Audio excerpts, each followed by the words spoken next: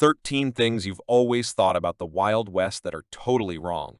The majority of myths about the American West have their roots in Hollywood.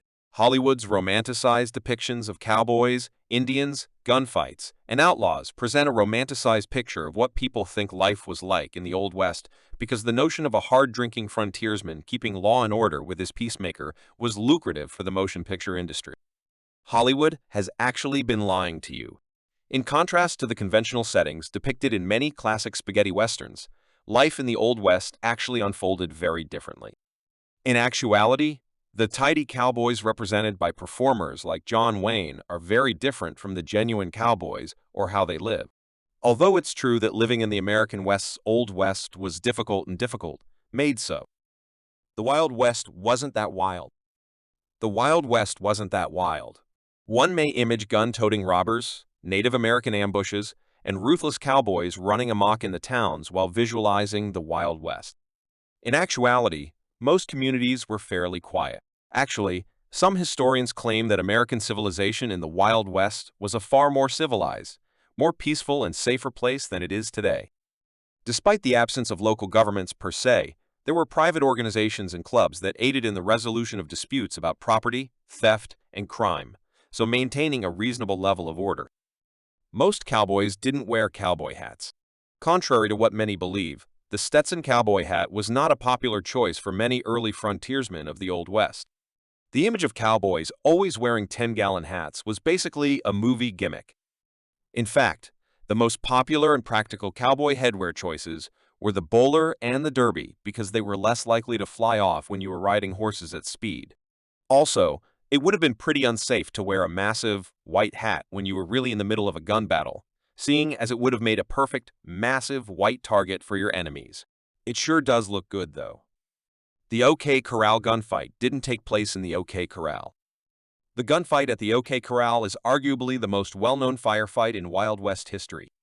The reality behind the notorious battle, though, is that it didn't happen there at all, but rather in the vacant lot behind the OK Corral, which was undoubtedly less spectacular. There was only a 30-second fight in total. However, in under 30 seconds, countless people were killed and injured. Playing cards was not just the pastime. Naturally, playing cards can swiftly turn into a matter of life and death in many Western films. However, not every Tom, Dick, or Harry would have participated in high-stakes card games in the Old West since gambling card games were more popular than they are typically given credit for. The greatest players were actually trained to become professional athletes because they were regarded as a serious career.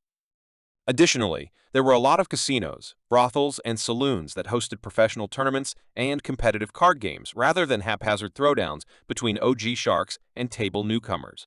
There might have been more wild camels than horses. In 1855, the southern U.S. was home to hundreds of feral camels. Originally, 75 beasts were bought from Egypt to be used for army surveys. They were stationed in central Texas to be used as beasts of burden for army encampments there, which they were.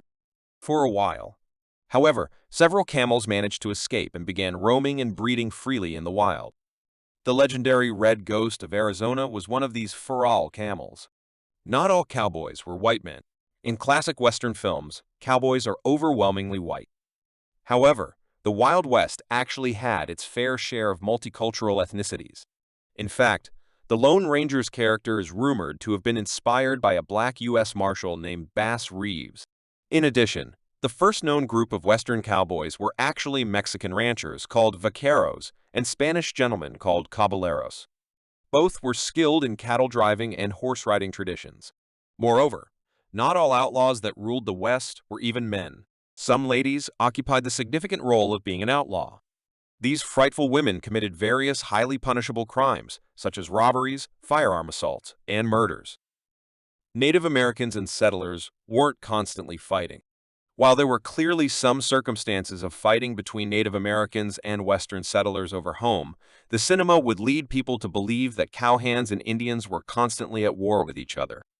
In verity, there are as numerous cases of forbearance and cohabitation as there are of enmity between cowhands and the Native American population. Native Americans actually made good business with the settlers, frequently trading goods and furnishing guiding services. Not everyone carried a gun. It is true that many ranchers and early settlers had a gun or a rifle, but not everyone in the Old West carried a gun everywhere. Western cities had strict gun laws, and people were often prohibited from carrying items within city limits. According to the law, carrying a weapon at Tombstone was illegal and punishable. Prostitutes didn't live in poverty. Although the life of a prostitute was not always easy or honorable for the women of the Old West, it earned them a very high salary, special freedoms, and a comfortable living arrangement. Brothel ladies were some of the freest, most educated, and richest women of that era. They also took good care of their working girls and even hired policemen to protect them. Bank robberies weren't that common.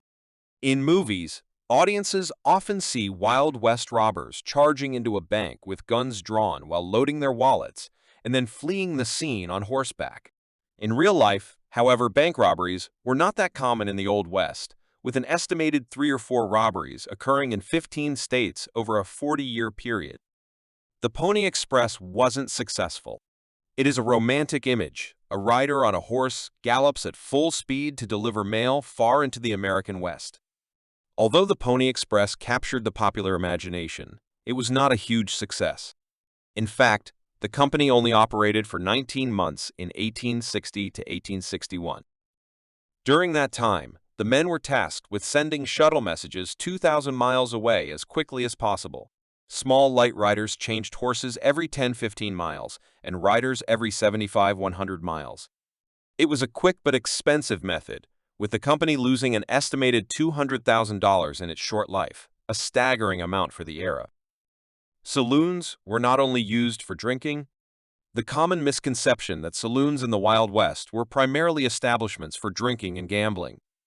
While it's true that these activities were a part of saloon life, the reality is more nuanced.